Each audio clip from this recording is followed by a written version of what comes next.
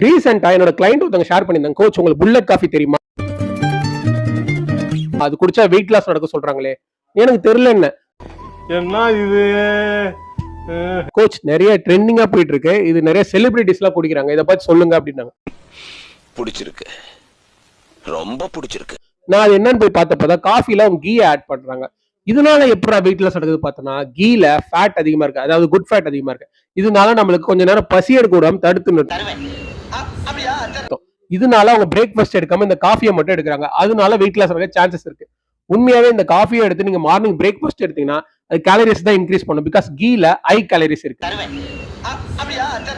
உங்களுக்கு உண்மையாவே weight loss பண்ணா உங்க மெயின்டெனன்ஸ் கேலரி கண்டுபிடிச்சு அதுல 200 to 300 கேலரிஸ் ரெடியூஸ் பண்ணி நீங்க வாக்கிங் ஆர் ஒர்க் அவுட் பண்ணாலே கண்டிப்பா வெயிட் லாஸ் நடக்கும். என்னடா உங்க மெயின்டெனன்ஸ் கேலரி எப்படி கண்டுபிடிக்கணும்னு தெரியலையா, கமெண்ட் பண்ணுங்க, நான் உங்களுக்கு ஹெல்ப்